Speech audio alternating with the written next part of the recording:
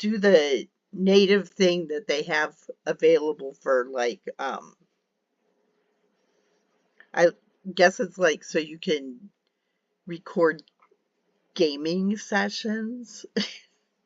It works. I'm sure it's not the greatest quality video, but it works. All right, so Philippians 4:8-9. The principle is to rehearse your blessings daily. And this very much goes along with what we talked about last week about turning your worries over to God. This is kind of like first do that, and then instead of continuing to worry, do this. And I got to thinking, a big word, a lot of people might call it a buzzword going around these days is mindset. Make sure you have the right mindset for this, or how to fix your mindset or something. So I decided, I've heard the word a lot, I've seen it used a lot. I decided to actually see how people define it. They claim that mindset means an established set of attitudes of a person or group concerning culture, values, philosophy, frame of reference, outlook, or disposition. Another source said it's a mental attitude or inclination. A third source said it's a person's way of thinking and their opinions. Oftentimes we'll hear phrases used in the world around us, and sometimes the Christian world will just kind of jump onto the same phrases and buzzwords and try and incorporate them, adopt them, and adapt them, kind of Christianize them. So is there any biblical basis for this idea of mindset? Well, the Bible does have a lot to say about our thinking. And as far as I'm concerned, thinking is like mindset. How we think, what we think about, what we're comparing our thinking to. What we think about is a representation of who we are. Proverbs 23:7 says, "For as he thinketh in his heart, so is he." Romans 12:2 talks about, "Be not conformed to this world, but be ye transformed by the renewing of your mind." How we think. Matthew 15:18-20 says, "But those things which proceed out of the mouth come forth from the heart, and they defile the man. For out of the heart proceed evil thoughts, murders, adulteries, fornication, thefts, false witness, blasphemies. These are the things which defile a man, but to eat with unwashed hands defileth not a man." Our thoughts, what we're thinking about, affect what we do and who we are. Proverbs 4:23 tells us to keep thy heart with all diligence, for out of it are the issues of life. And in Philippians 4:8-9, Paul is instructing the believers in Philippi to change their thinking to increase their joy. He says, "Finally, brethren, whatsoever things are true, whatsoever things are honest, whatsoever things are just, whatsoever things are pure, whatsoever things are lovely, whatsoever things are of good report, if there be any virtue and if there be any praise, think on those things. those things which ye have both learned and received and heard and seen in me, do, and the God of peace shall be with you.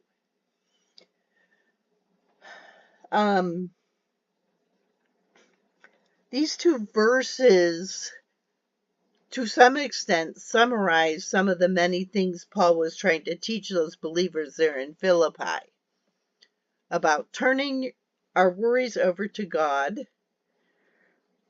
rehearsing our blessings daily instead of worrying, and changing our thought patterns. When we started this chapter of Philippians 4, we talked about the two ladies who weren't getting along in the church. I wonder how much their thought patterns, what they were thinking, went into their disagreement. So, Paul starts verse 8 with the word finally. This isn't the ending of the chapter or the book, but it's getting close to it. It's his final imperative, his final command. He's talking about standing firm, minimizing worry, and increasing joy. It's like, do this. And it's another if-then sort of situation. If you do this, then you'll get this result. Not an automatic guaranteed outcome, but it's based on our behavior. And it's related to our thinking patterns, or if you like, our mindset. In the book, the author used as an illustration a marinade for meat. And he talked about when he cooks steak, he makes this marinade for the steak and lets the steak sit in this marinade for hours and hours, up to a day before he actually cooks it. And if you're going to make a marinade for meat, usually you need some kind of, obviously, seasoning, liquid, some kind of acid to penetrate into the meat. And then it takes time. The shortest marinades I've seen have been there's some you can buy at the store that marinate in 30 minutes. If you ever need a quick marinade for chicken, Italian dressing works pretty well. And That's it's what my very mom easy. always uses my whole Just life. pour it on. It's Yep, super just easy. Italian dressing. Yep. At the end of verse 8, we're going to get to most of the content of verse 8 in a minute. But at the end of it, Paul says, think on these things. And that's kind of the idea of the marinating, taking time. It's habitually dwelling on these things Paul's going to talk about, kind of like marinating our minds in these qualities, bathing our minds daily and continually in blessings and in the good things that God has done for us. And that will help us keep our worries away. I think it was last week I mentioned something that the author had said, that you cannot have fear and joy at the same time. You cannot be fixating on good things in your mind and blessings and rejoicing and be worrying at the same time. They don't coexist. So if we want to eliminate the worrying, we need to replace it with thinking about the blessings. So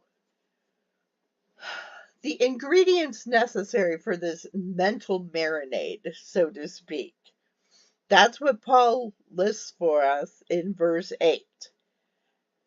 Now, I have known this verse, forever, and have tried to memorize it forever, and can never remember the correct order of all these things. I've never found like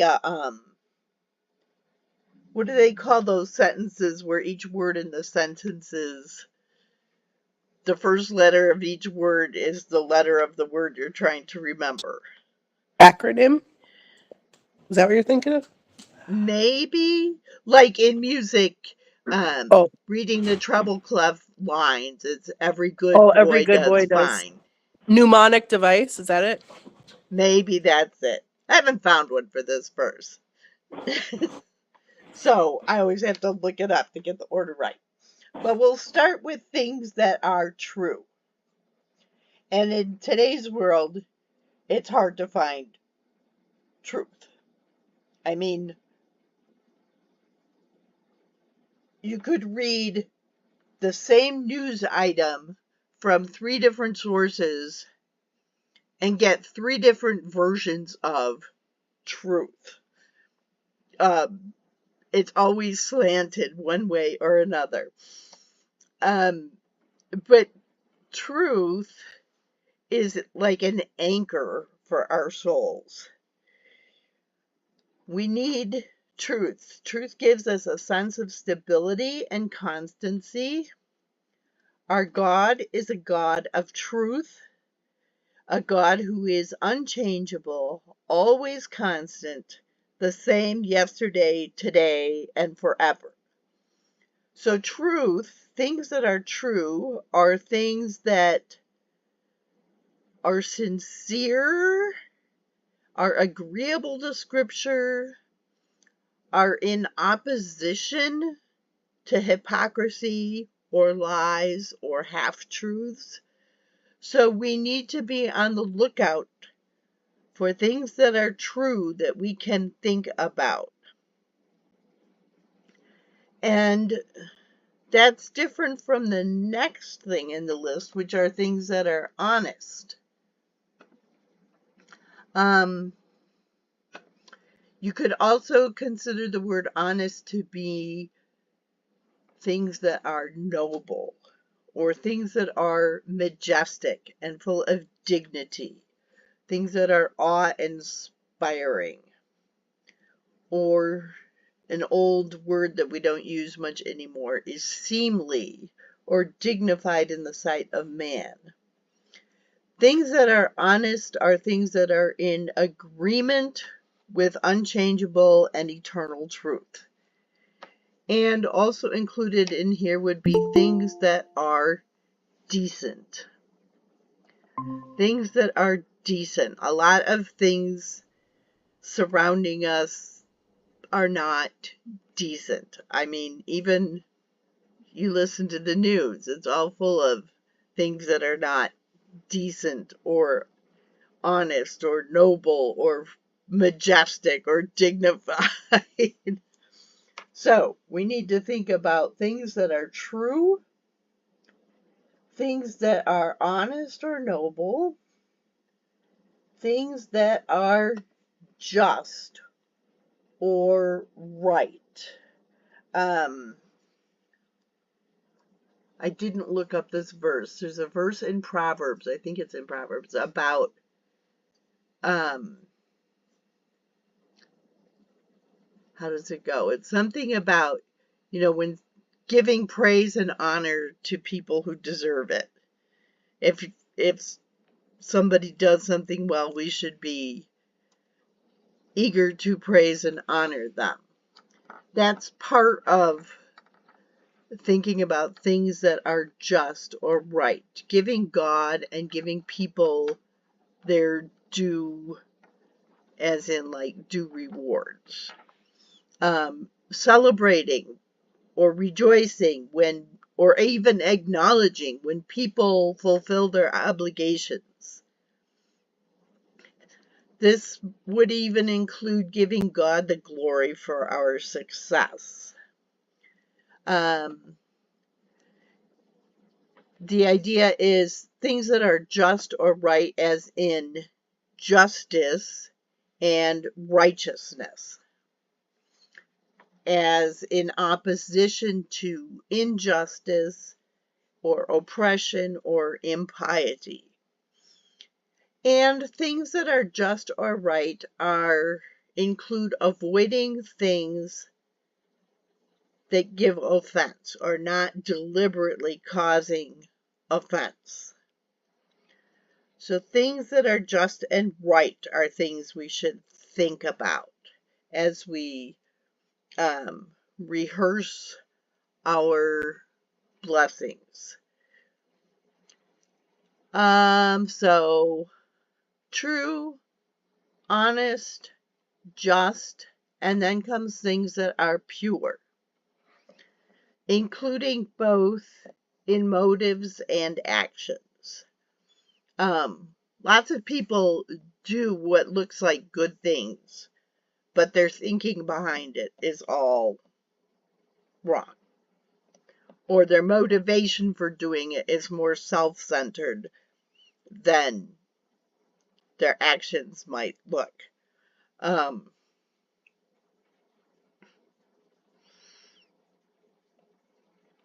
neighbor kid several years ago would put on these,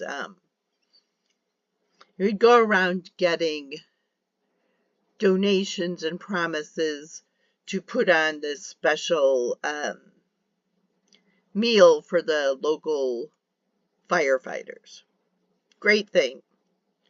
But I'm not sure his motives were always the best. Yes, it was a good thing to do, but it was more like, this will look good on my future college application or my future resume, instead of, I really want to honor the firefighters.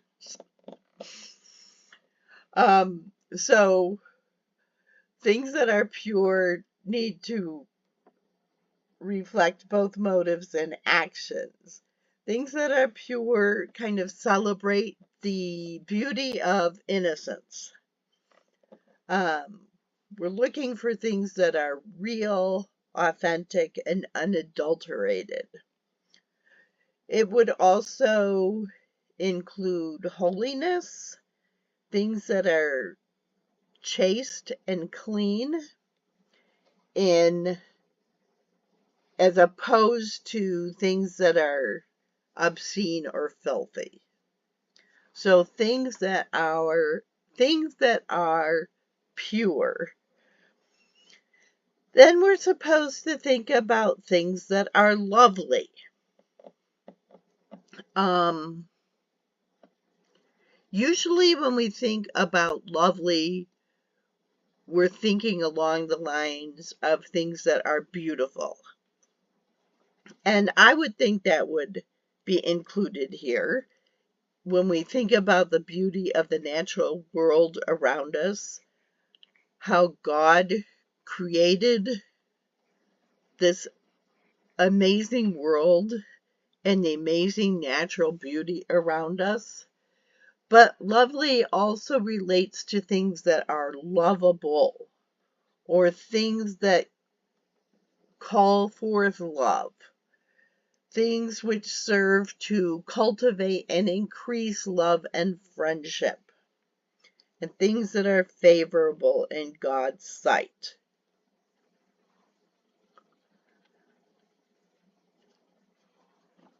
An example would be maybe a student at school going out of his way to help another student, especially one who's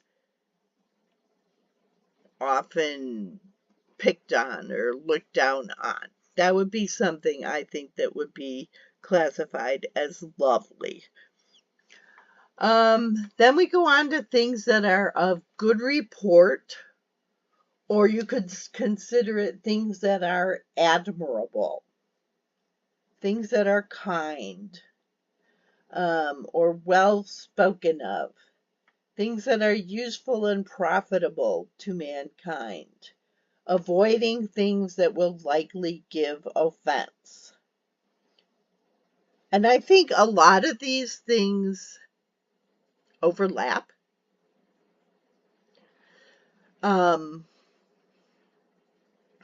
Things of virtue or excellence. That shouldn't be too hard to figure out. Things that exceed expectations or they go above and beyond.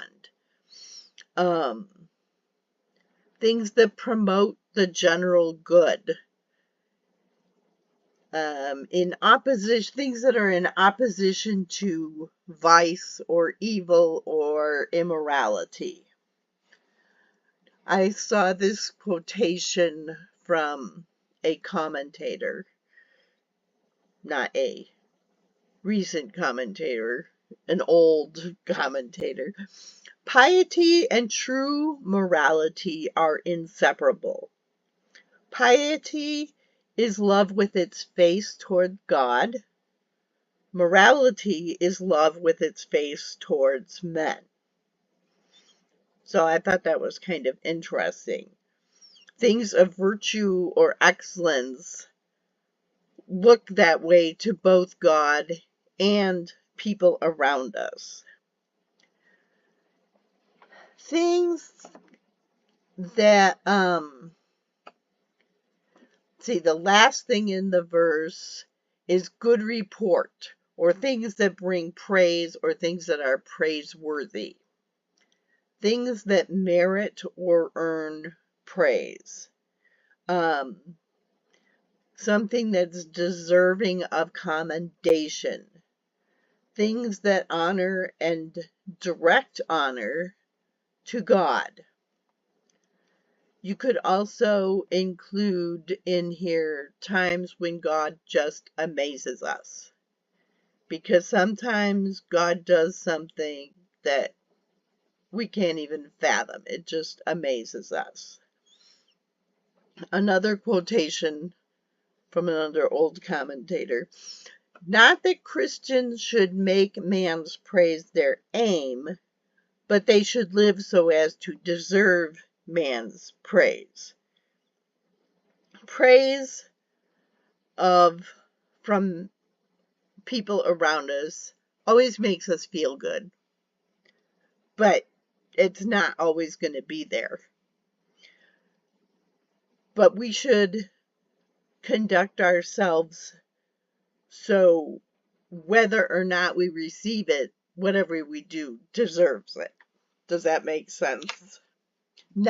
We shouldn't be doing it to gain the praise, but we should be acting in a way that is worthy of praise.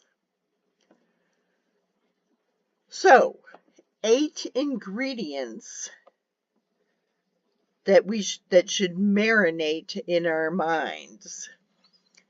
Things that are true, honest, just, pure, lovely, of good report, that have virtue, and that are praiseworthy. So what should we do with these things? Paul says, think on these things. And the idea is more than just have it pass through our mind, shoop, it's gone. No, it's to esteem them highly, to recommend them, to meditate on them, to consider them with the aim of putting them into practice. We think about a lot of things, and if you're like me, you think about a whole lot more things, even good things, that never happen. Paul says the idea here is just not to just think about them, but think about them on the path to putting them into practice. The idea of meditating on them. Like we talked about the illustration with meat earlier, marinating them in our minds. Our thoughts should be marinated in these ingredients or these qualities. these kind of thoughts should take up time in our minds. They should become our default way of thinking. Or, as we said earlier, this should be our default mindset. Using these kind of thoughts instead of the thoughts of fear or worry. And that brings us to verse 9. In the middle of the verse, Paul says the important word, do. Move from thinking to action, moving from right thinking into right practice. It doesn't do us a whole lot of good if we just think on things or think about them and not put it into practice. It's not enough to know the facts. We have to do them. Like the verse in James, be ye doers of the word and not just hearers only. So Paul listed 4 things for the people there in Philippi to help them put these principles into practice. In verse 9, he said, those things which ye have both learned and received and heard and seen in me, do them. So first, he says, you've got to learn. We can't practice what we don't know. Whether it's writing or music, you can't practice techniques that you haven't learned, that you don't know. So the first step is to learn. Secondly, he says, those things that you have received from me. If we receive something, we have to be making a decision. Do I take this or do I not? Or in this sense, do I believe this or not? So we have to decide, if Paul is telling us these things, do we really believe that this will help us not to worry? That this will help us increase our joy? Then he says, where is it? These things which ye have both learned and received and heard. Paul actively taught these principles. So there should be no doubt in these believers' minds about what Paul was telling them to do. And then the last thing he said, you've seen me practice this. Paul lived and modeled these principles of thinking consistently. Paul was like our personal coach or trainer for how to increase our joy. Remember, Paul was not in a necessarily joyful situation in life. He was either in jail or under house arrest, where he was very limited in what he could and couldn't do. But yet he could still teach and model joy. We should also model joy and right thinking consistently for all who are around us, and especially for our children, so that they can grow up learning to live joyfully in Christ, learning how to overcome their worries and fears. And as teachers or those who work with children, we need to model joy in our thinking, model thinking right things, model overcoming worries. So, we've talked about our thinking, sometimes whoa, that was massive lightning and thunder. um, our thinking, our thoughts are powerful, and our thinking will affect how we live. Not quite the same thing that was in vogue several years ago. When was that the big thing? In the 80s, maybe? The power of positive thinking. And also not the same as the current trend of visualizing something. And if you visualize it hard enough, it will happen. That's not the idea of what Paul is teaching us about our thoughts. But our thoughts are powerful and will affect how we live. So we need to refocus our thinking. Instead of worry or fear, we should focus on God's great goodness to us. Instead of worry or fear, we should focus on our blessings. And then just to remind ourselves of a couple things we talked about last week about bringing our worries to God and turning them over to Him. We also mentioned praising and honoring God before asking for things or before bringing Him our requests. We talked about in our prayers mentioning positive things about the issue before making requests, and always giving thanks before asking for something.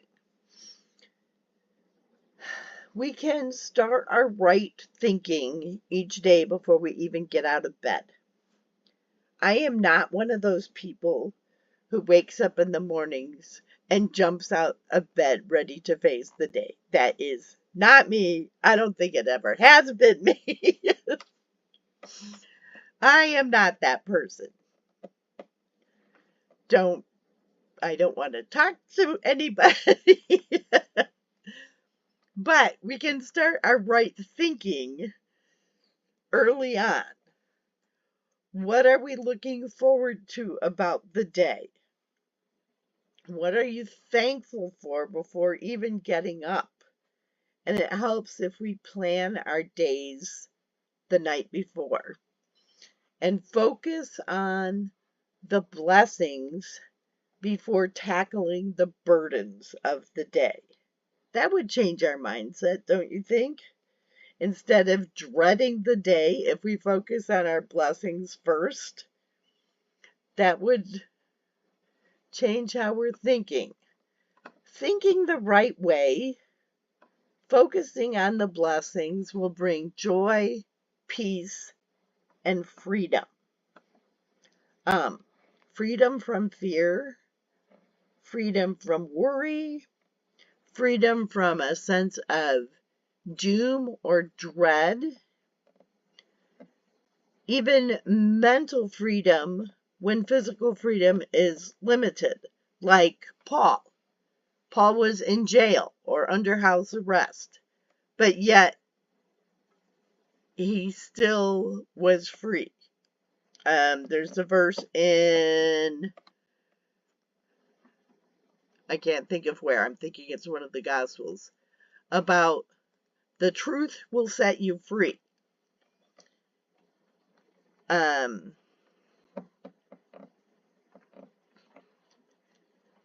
The author in the book gave an example of a guy who was sentenced to,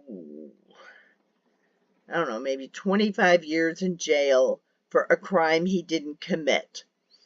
And the man went on to explain about how when he started his prison sentence, he was bitter and angry, but somewhere along the line, he started reading his Bible and learned to trust in God.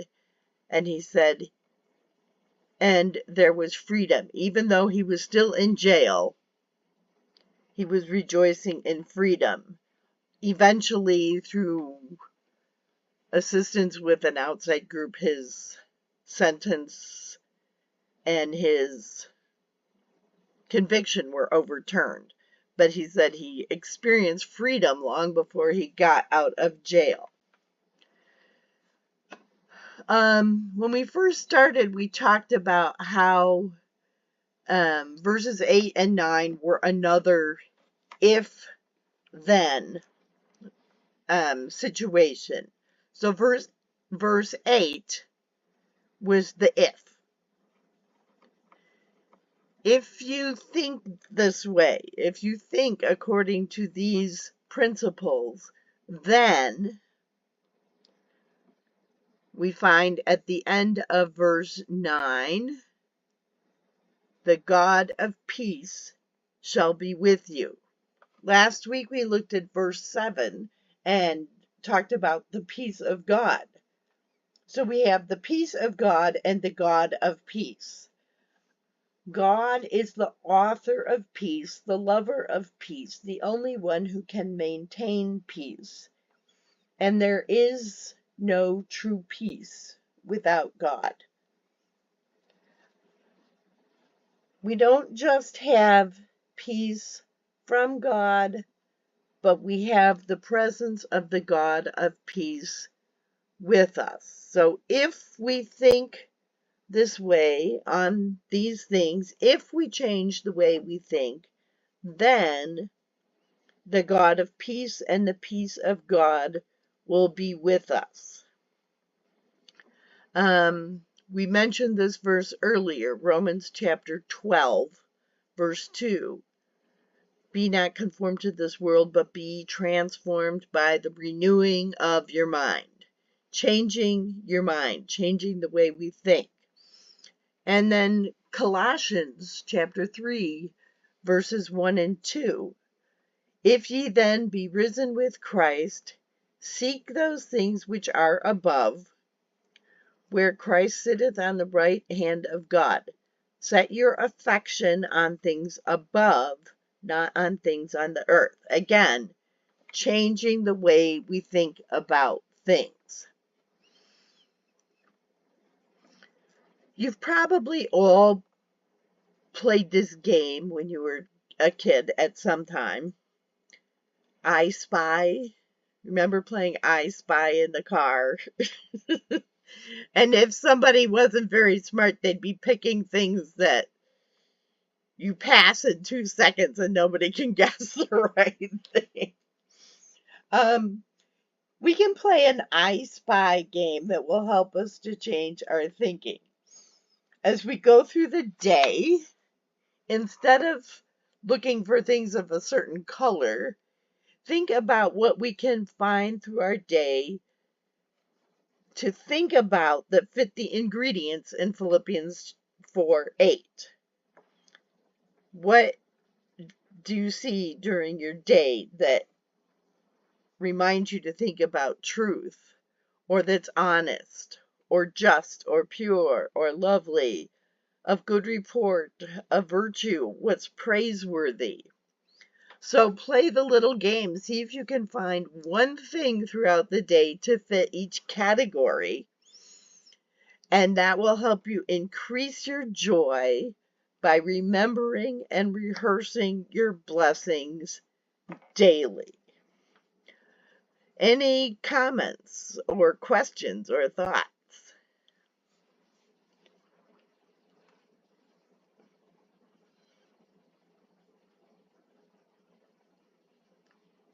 about our thinking patterns?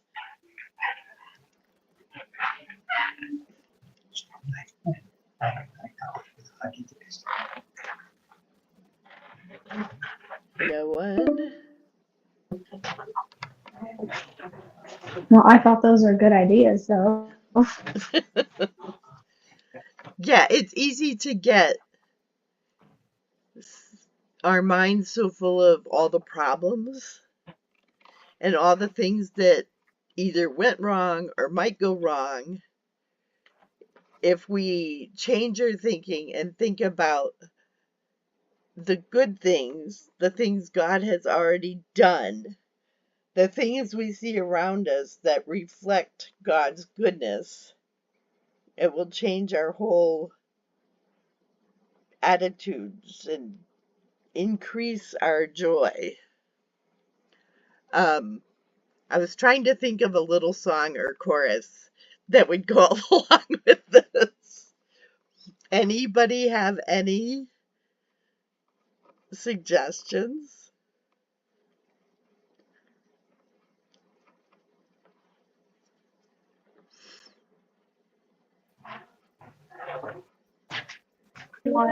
I've got the joy, joy, joy, joy down in my heart. That could work. And if the devil doesn't like it, he can sit on attack. Yep. Karen, did you have one? No, I mean, nothing's popping into my brain. The only one I could think of was the one, I think it's from Psalms. Let the words of my mouth and the meditation of my heart be acceptable in thy sight, O Lord. Do you know that chorus? Yeah, I do know that one. I guess the key thing there would be the meditation, because we were kind of talking about that. What we're thinking on.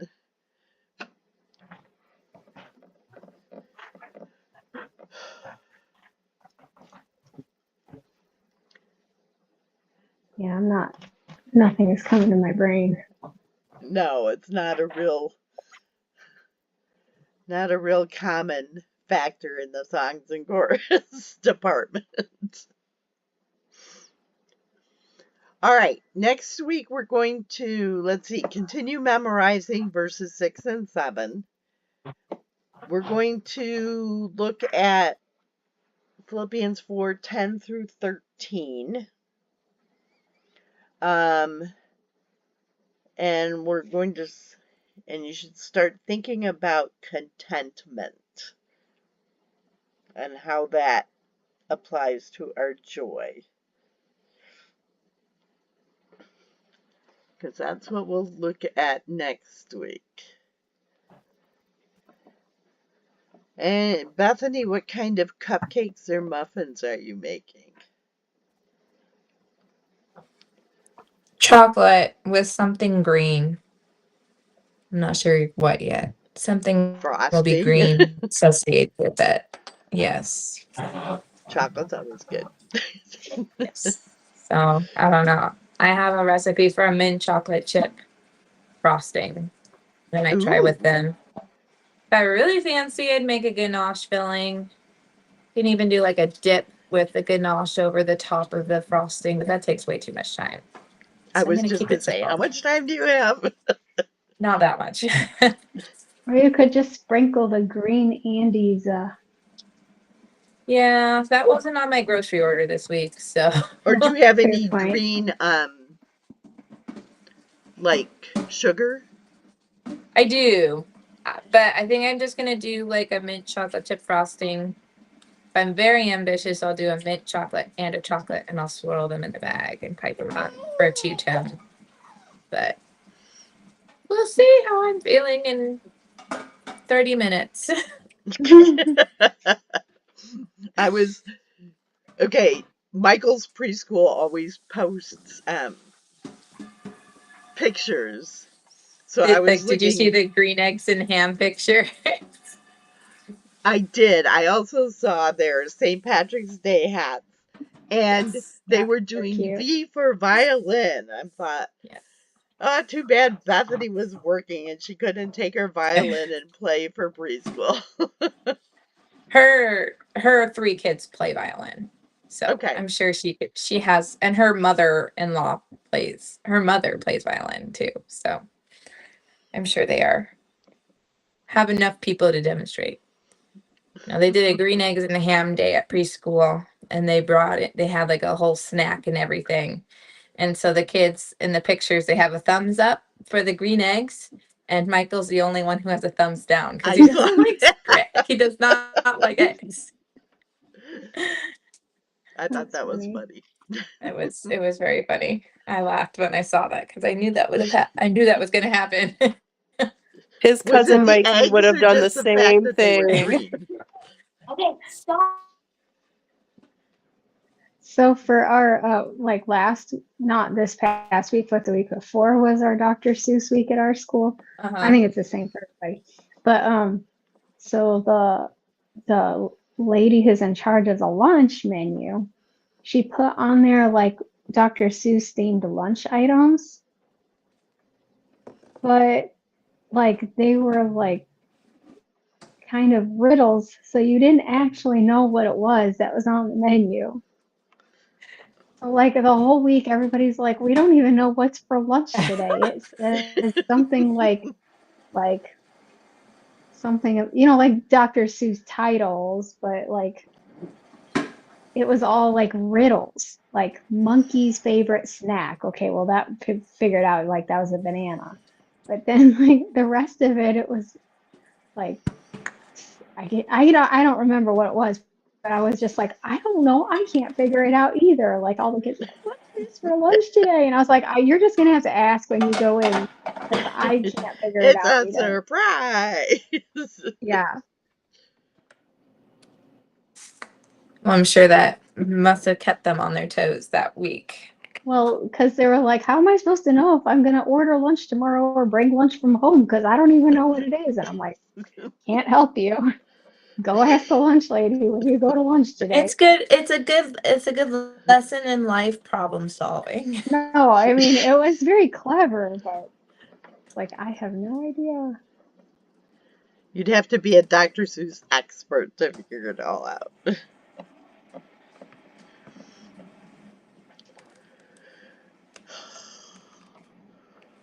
Mikey just read a Dr. Seuss book about two groups of people who would either butter their bread right side up or butter their bread upside down, and they hated each other. And so now, anytime anybody butters bread in the house, he like critiques their technique. It's quite funny. Had a big impression on him, apparently. I do remember that one. It was a very interesting one. I meant to have Ben read it before I returned it to the library because I'm sure I want to figure out like what it's based on. It has to be based on something. It's very specific, so Yeah, probably some political statement. probably it has to be. Yeah. Yeah.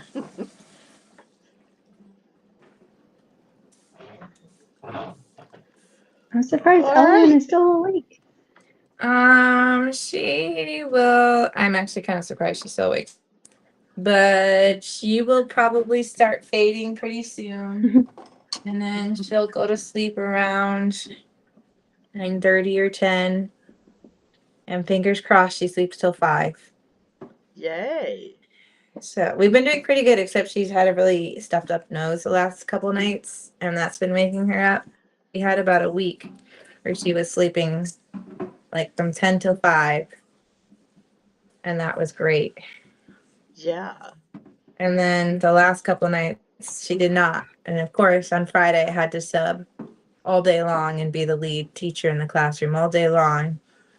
And then I had to get coffee because there was no way I was going to make it through that class of 6th grade without very, very high energy levels.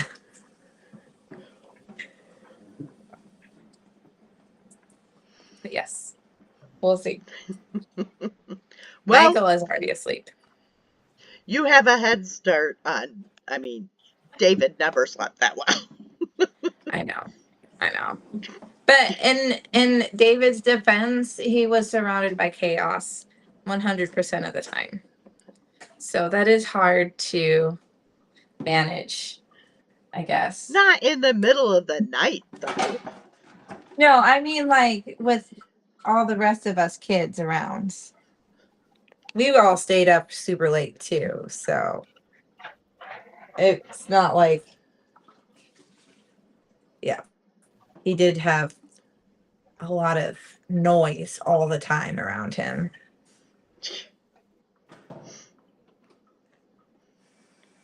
Well, he seems to But have he survived also his could have childhood. had he also could have been colicky or something. You never know.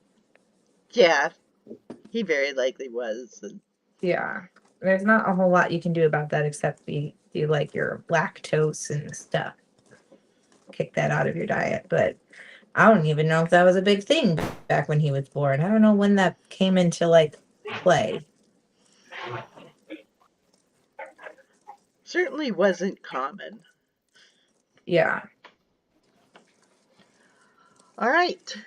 Well, I will say good night and post the notes and all that good stuff. Good night. Good Good night. night. Good Good night. Good night. Good night. Bye. night. Bye. Bye. Bye.